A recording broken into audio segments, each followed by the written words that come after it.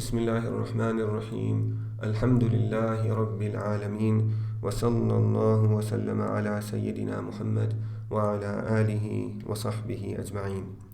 This is the first in a series of short presentations in which my goal is to show why Islam is true. My approach in these presentations will be to take the statement Islam is true as a claim and to then evaluate whether or not that claim is true by examining the evidence for it as well as the evidence against it.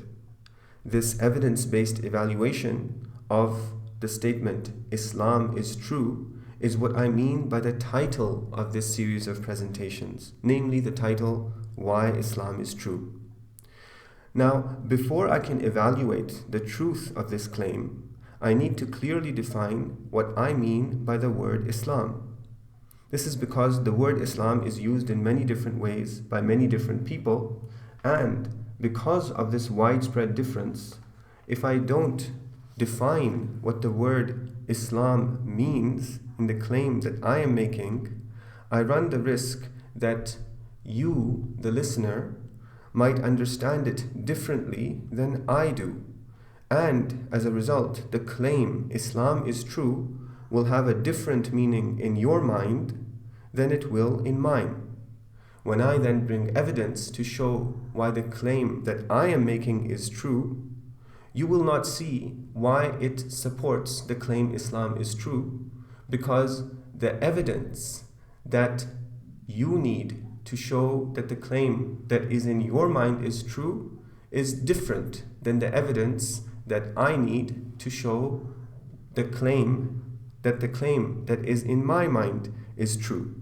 To avoid this confusion, in this first lesson, I will clearly define what I mean by Islam when I make the claim that Islam is true. The title of this first lesson, therefore, is What is Islam? Let's examine some common meanings that people give to the word Islam. Perhaps the most common one is what Muslims believe and do. This is what university academics who study Islam mean when they use the word Islam. To a professor of Islamic studies at Harvard or Oxford, for example, Islam is what anyone who has historically called himself Muslim has believed in or done. This meaning is also what reporters give to the word Islam when they report news about Islam in the media. The problem with this definition is that when someone who calls himself Muslim does something that is not part of Islam, it will be included within what Islam is, because Islam is defined as what anyone who calls himself Muslim believes and does. So, for example, if someone who calls himself Muslim does something that conflicts with Islam, like blowing up a bomb to kill innocent people, then if Islam is what Muslims believe and do, anyone who says he's a Muslim believes and does, then this action would still be considered part of what Islam is, even though it's actually not. As you go through these presentations, it's important for you to keep in mind that this is not how I use the word Islam. This is not how I define the word Islam when I say that Islam is true. Many non-Muslims naturally equate Islam with what they see other Muslims doing, and many Muslims naturally equate Islam with what they see someone who is outwardly religious, somebody who has a beard, somebody who wears the hijab, somebody who speaks Arabic, somebody who appears to be knowledgeable. So many Muslims, they equate Islam with what they see such people do.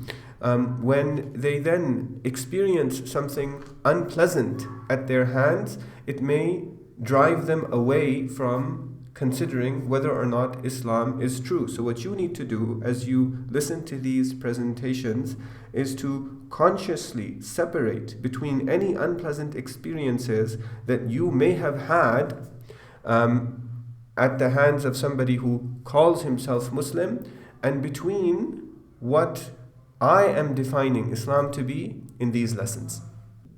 Another meaning that is commonly in the minds of many young Muslims, particularly those who were raised in non-Muslim majority countries, is the do's or don'ts that they were pressured to do as children, the Sunday Quran lessons that they were forced to attend at the mosque, or the burger that they were denied because its meat wasn't halal. Another meaning that some people give to the word Islam is the confession of faith, the statement that I testify that there is no God but except Allah, and I testify that Muhammad is his messenger. By saying this statement, someone officially enters the community of Muslims, and that is why some people, they use the word Islam to refer to the confession of faith. Another meaning that political or social Muslim activists might have foremost in their minds when they use the word Islam is the struggle for peace and justice. In this series of presentations, as I evaluate the truth of the claim, Islam is true, what I mean by Islam is none of these things. What I mean by Islam is the claim that God created the universe, put us in it for a great purpose, and sent us messengers to tell us our purpose so that we might gain eternal happiness in our life after death.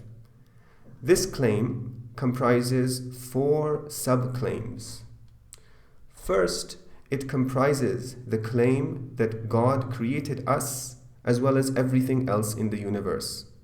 Second, it comprises the claim that God sent us messengers. He did not simply create us and leave us to be, but He sent us messengers, and that He charged these messengers with telling us the purpose of our existence. And finally, the 4th subclaim in this claim is the claim that our purpose will not be realized in this life, but in another life to come after we die. To recap, when I say in this series of presentations that Islam is true, what I mean by Islam is not what Muslims believe and do, nor do I mean by Islam the do's and don'ts that you might have been pressured to adhere to as a child, nor do I mean the confession of faith, nor do I mean a struggle for peace and justice. Rather, what I mean when I say Islam is true is that it is true that God created the universe, put us in it for a great purpose, and sent us messengers to tell us our purpose so that we might gain eternal happiness in our life after death. The truth of this claim comprises claims about God, claims about individuals who claimed to be God's messengers, claims about the purpose of our existence, and claims about another life after death. Our investigation of all of these claims needs to begin with an examination of our claims about God. The first of these claims is that God exists. This is where all of these claims begin, and that is where I will begin in the next presentation. وصلى الله على سيدنا محمد وعلى آله وصحبه وسلم. لا إله إلا الله محمد رسول الله.